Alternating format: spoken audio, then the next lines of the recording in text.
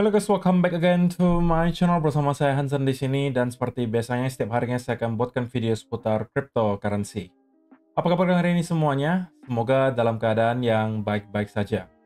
Teman-teman, kita melihat Bitcoin melanjutkan konsolidasinya yang telah bertahan selama beberapa hari terakhir. Semakin lama konsolidasinya, semakin buruk pula sentimen yang ada di market sekarang. Kita melihat tidak jarang gitu ya, orang-orang merasa bahwa Bitcoin itu sudah ketemu dengan cycle top kali ini, dan juga yang merasa bahwa Bitcoin bakalan segera kembali breakdown di bawah angka $100.000, yang secara jelas menunjukkan bahwa sentimen market tidak lagi sebaik beberapa minggu yang lalu ketika Bitcoin baru saja breakout ke all-time high yang baru. Tapi kita bakalan bahas di video hari ini, apakah memang ada indikasi yang mengarah bahwa kita sudah menemukan top untuk cycle kali ini, ataukah at least kita akan melihat Bitcoin mendapatkan koreksi yang jauh lebih dalam, mungkin break di bawah 100.000. Apakah ada indikasi hal tersebut terjadi? Dan juga tentunya beberapa data di belakang layar yang menurut saya cukup penting untuk kalian simak. Jadi pastikan kalian stay tune terus sampai akhir video. So, teman-teman, per hari ini kita melihat crypto global market cap itu berada di angka 3,74 triliun dolar atau naik sekitar 1,32%. Kalau misalnya kita melihat top 10 coin sendiri, keadaannya juga dominan berwarna hijau, kenaikannya ranging antara 0, sekian persen hingga kurang lebih 2%. Yang menjadi top performer hari ini adalah Solana, kenaikannya 2,46% ke 168,38 dolar. So, itu adalah outlook sementara dari beberapa top coin yang ada. Sekarang kita langsung aja masuk ke beberapa data dan berita terbaru hari ini. Nah, seperti biasa teman-teman, kita bakalan awali dari update volume untuk hari ini. Sekali lagi sudah ada 2 orang yang eligible untuk mendapatkan iPhone 16 di akhir periode kompetisi ini. Dia itu adalah tanggal 15 Agustus. Dan juga tentunya semakin tinggi volume yang dihasilkan oleh kalian, semakin besar juga price pool yang bakalan dibagikan ke kalian. Per hari ini, kita melihat price poolnya sudah mencapai 1.635 dan ini pembagiannya bisa kalian baca sendiri di sini. Kalau kalian masuk ke top 10, sudah secara otomatis kalian pasti akan dapatkan bagian dari price pool. Sedangkan kalau kalian yang berada di luar top 10, maka kalian akan dipilih secara random 10 orang yang bakalan mendapatkan sisa 20% dari price pool.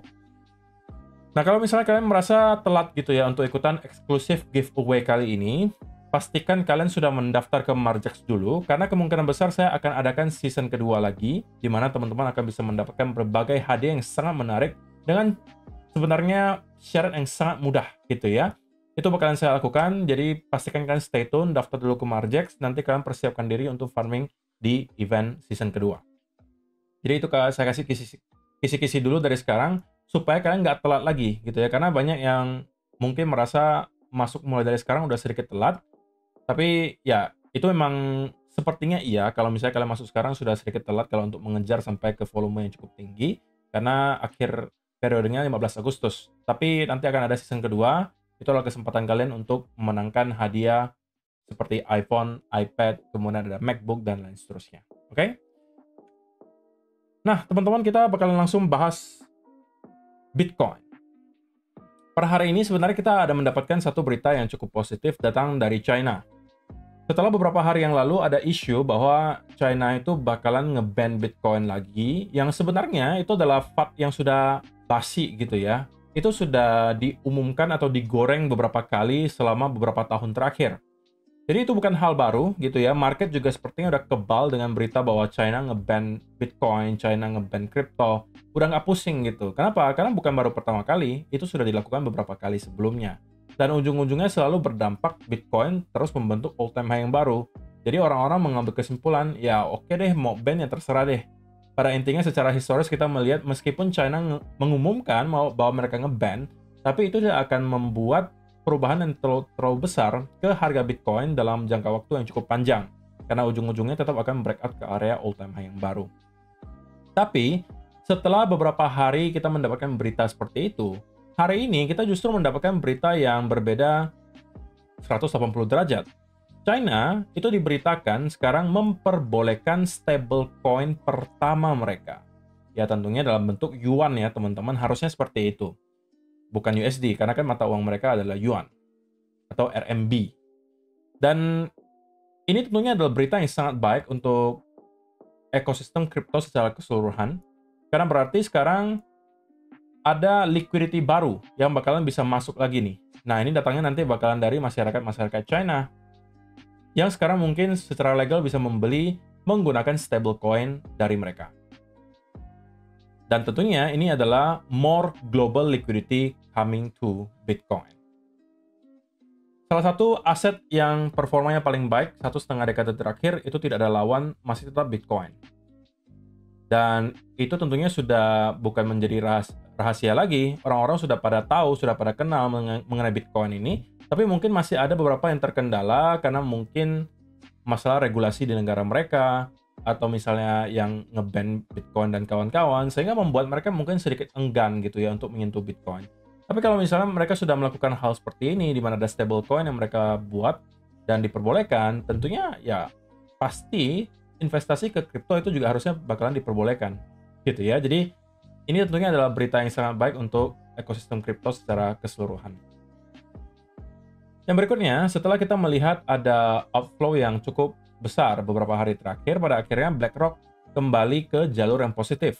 Per hari ini kita melihat BlackRock kembali melakukan pembelian sebesar 363 Bitcoin. Nah, kalau kita lihat secara spesifik teman-teman, data beberapa waktu terakhir, memang kita bisa melihat ya bahwa ada outflow yang lumayan masif terjadi dari awal Agustus ini, di mana ada 2 hari, yaitu tanggal 1 Agustus dan juga 4 Agustus, di mana kita mendapatkan outflow sampai ribuan Bitcoin. Di tanggal 1 Agustus itu minus 7.000 Bitcoin, sedangkan di tanggal 4 Agustus itu minus 2.800 Bitcoin. Tanggal 5 juga sama sebenarnya, minus 1.700 Bitcoin. Dan ini adalah outflow terbesar selama beberapa bulan terakhir, teman-teman. Nah, inilah mungkin menjadi salah satu alasan kenapa menurut sebagian orang, Bitcoin itu bakalan drop kembali di bawah $100.000, atau bahkan sudah ada yang mengatakan kita sudah berada di cycle top. Hanya karena mungkin beberapa hari di mana kita mendapatkan outflow dari spot Bitcoin ETF.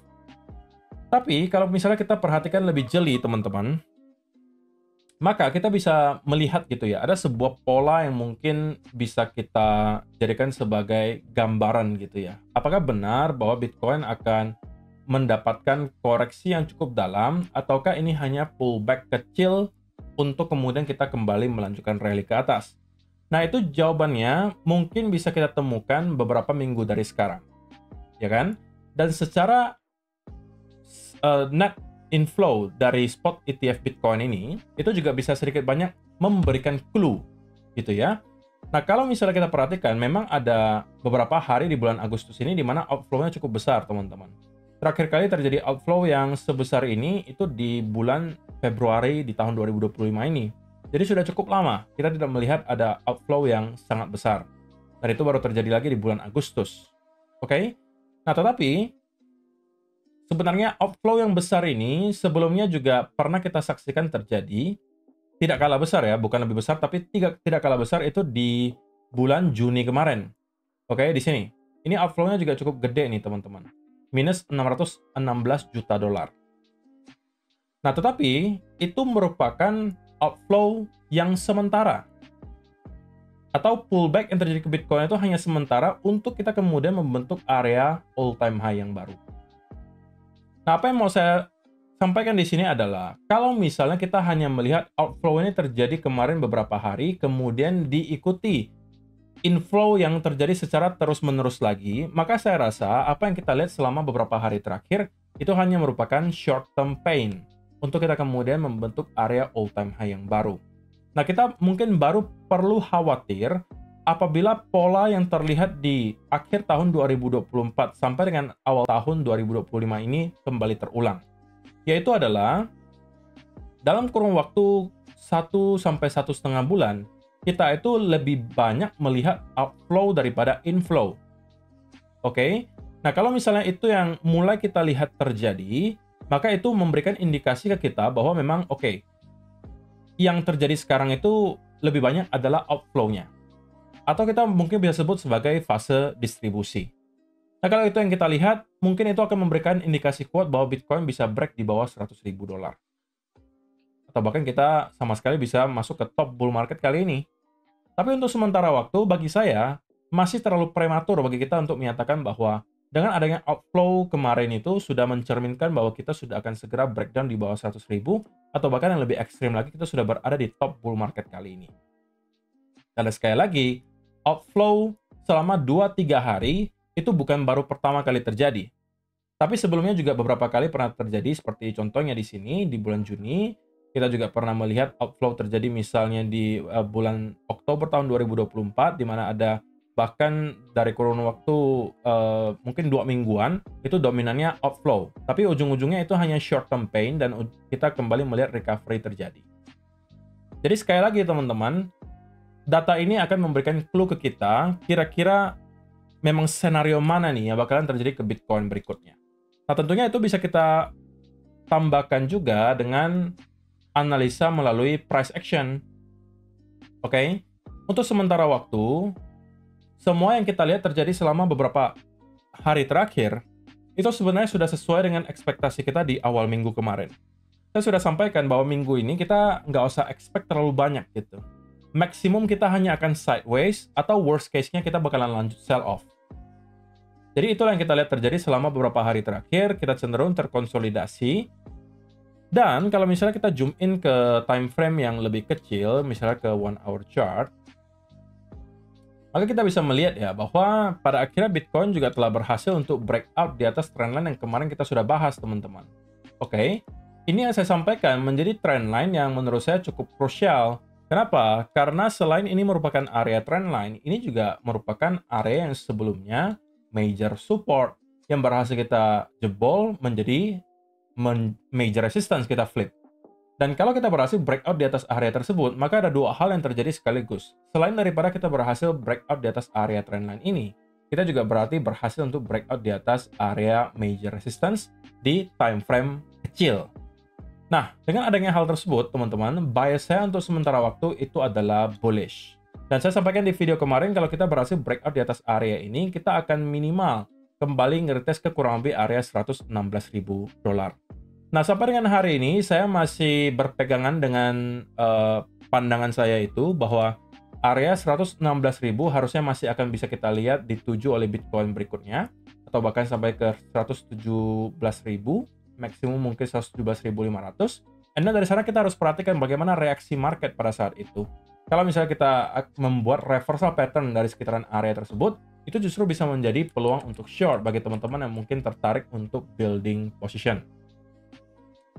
Nah, jadi gambaran besarnya di daily itu masih tetap sama, kita masih bearish selama area 116.000 ini belum berhasil kita flip menjadi area support lagi.